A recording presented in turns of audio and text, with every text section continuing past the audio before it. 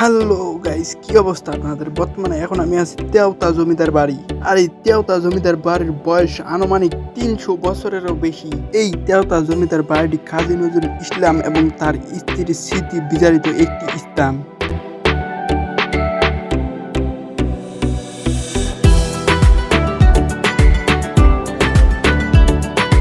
এই জমিদার বাড়ি আপনি যদি ইতিহাস জানতে চান তাহলে চলে যেতে হবে আপনাকে সপ্তদশ শতাব্দীর দিকে। কারণ তখনকার এক কিশোর বয়স এক ছেলে এই জমিদার বাড়িটি নির্মাণ করেন, তার নাম হলো কিশোর সেন। সেই ছেলেটি একসময় খুবই দরিদ্র ছিলেন। তিনি একসময় তামাক ব্যবসা করে তিনি প্রচুর পরিমাণ টাকা ইনকাম করেন। অনেকেই হয়তো ভেবে নিয়েছেন যে এটা কাজী নজরুল ইসলামের শ্বশুর বাড়ি, কিন্তু এটা কাজী নজরুল ইসলামের শ্বশুর বাড়ি না। এখান থেকে তার পাশের গ্রামে কাজী নজরুল ইসলামের শ্বশুর বাড়ি। এখানে কাজী নজরুল ইসলাম তার স্ত্রীর সাথে বা তার প্রেমিকার সাথে সে খুব সুন্দর সুন্দর মুহূর্ত কাটিয়েছে এই জমিদার বাড়িতে।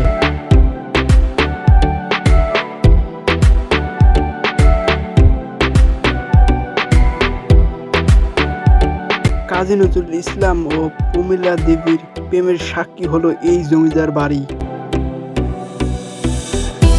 এই জমিদার বাড়ির পাশেই ছিল প্রমীলা দেবীর বাবার বাড়ি।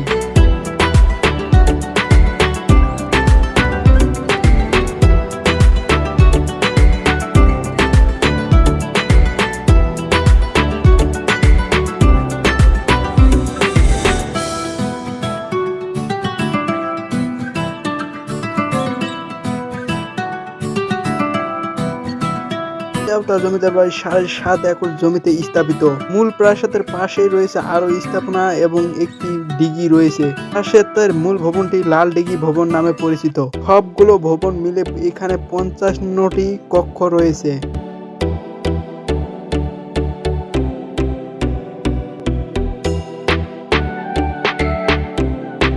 এখানে একটি নদ মন্দির রয়েছে। এছাড়াও রয়েছে নবরত্ন মঠ এবং আরো বেশ কয়েকটি মঠ।